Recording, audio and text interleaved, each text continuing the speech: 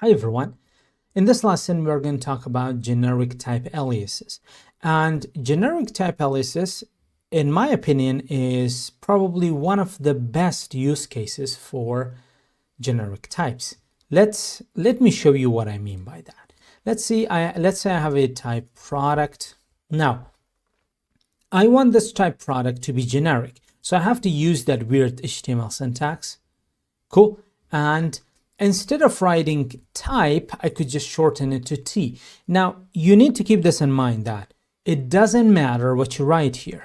Sometimes you're going to see element, sometimes you're going to see elements, sometimes you're going to see T, sometimes you're going to see N, sometimes you're going to see G. I'm not sure about this one.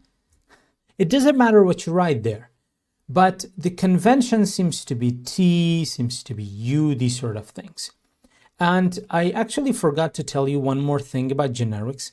I did tell you that generics are one of the main pillars. I said the main pillar, but they're actually one of the main pillars of TypeScript. And when you get more and more advanced with TypeScript, if you want to get more and more advanced with TypeScript, you have to be able to understand the TypeScript declaration files. And TypeScript declaration files are written mainly in generics. It's this syntax that is in front of you. I have talked about some examples of that in my TypeScript course. It's a really in-depth course when it comes to TypeScript.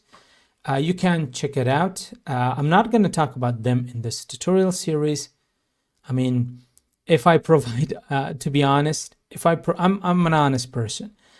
To provide everything that I've taught in my course here, then there wouldn't be any incentive for you to purchase it and for me to meet my bills. All right, let's just leave it at that.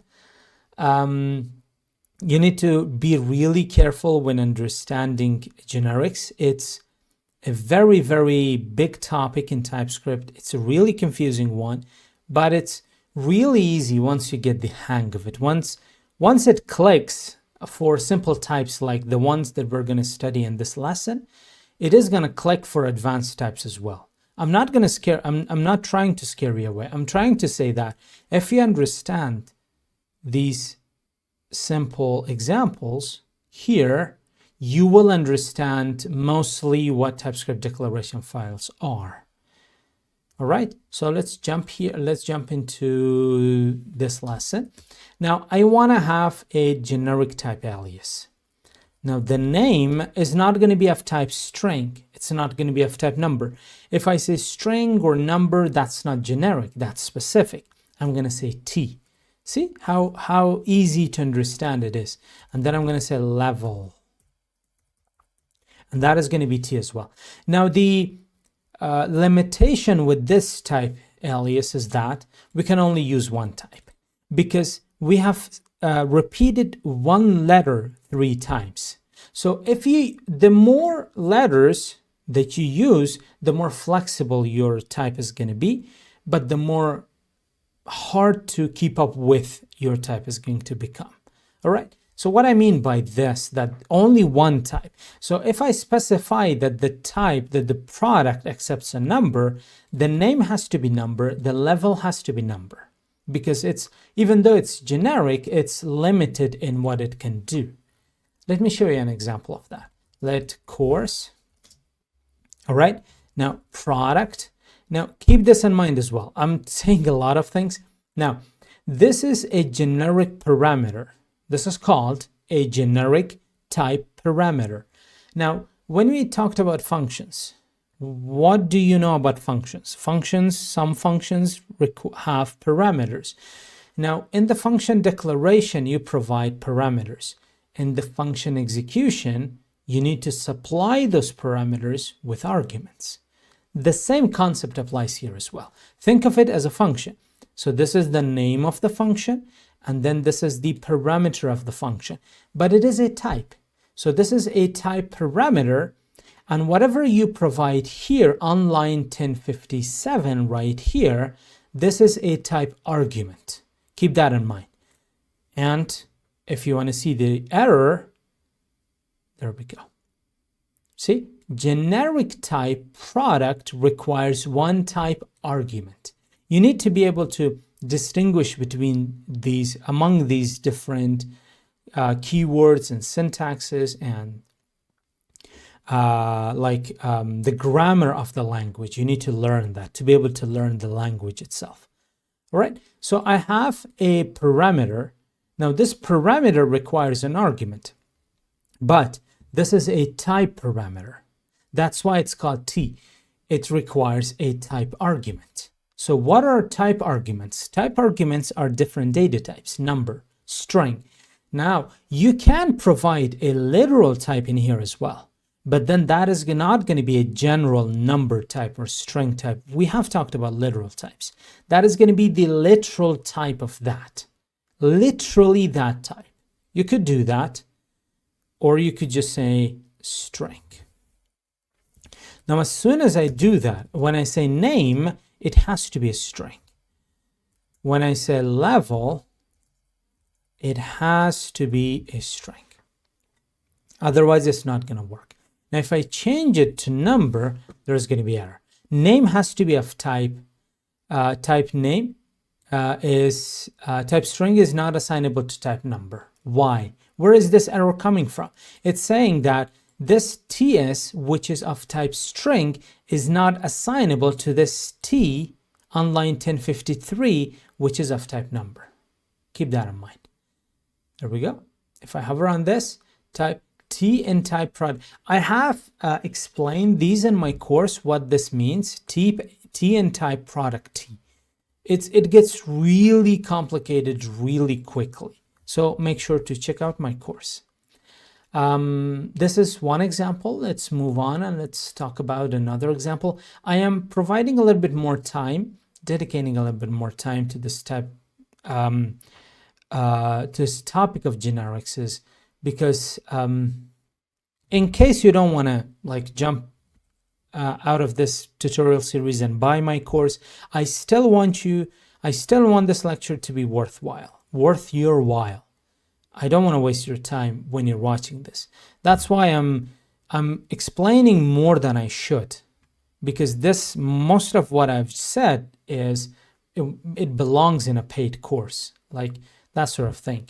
But I want to make it worth your while. Keep that in mind. So why I'm saying it's like something that I'm saying like after every 5 sentences. Just ignore that for now. It's like a tick, and like my other ticks, it's going to go away as well. Let's talk about another type, alias. Let's say, so far we have used only one type. What if you want to use more than that? The reason for that would be, so I have this product. If I provide the price has to be of T as well. But then when I specify price as a string, that's not something that I want. I want price to be number. So I want it to have 2 different types. For that, I'm going to comment this one out. Cool. And in here, so I'm going to say T, and then I'm going to say U. 2 different types. Again, the name could be anything you want.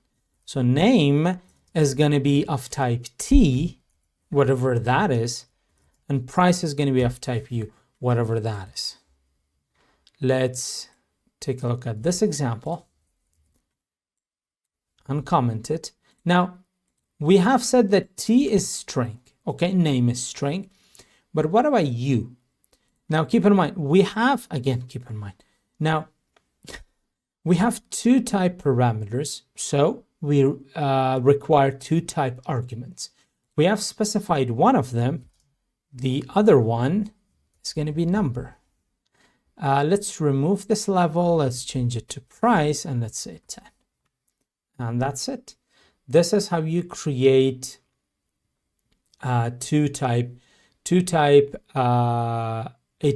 generic.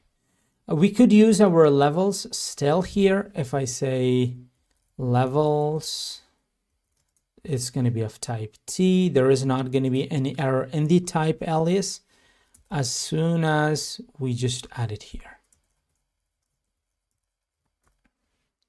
Let's add a comma, And that's it. And taking a look at JavaScript, we can see that everything, all the information pertaining to types and generics, that has been compiled away. We just end up with a regular, good old-fashioned object. That's it for this lesson, and that is going to be it for the topic of generics. We are just one topic away from the completion of this tutorial series. I probably would add more lessons to it in the future if I deem necessary. But what I want to do next, not exactly right after tutorial series, but eventually, what I have in mind is to give you a tutorial series just to make sure you really get up and running with that specific technology, and then give you projects. So most likely the next time we discuss TypeScript, go over the syntax, would be in the context of a project. So it's not going to be like boring lessons like these. I want to make sure you put it to good use, like to real world use. So that's it for this lesson. Let's jump into the next one.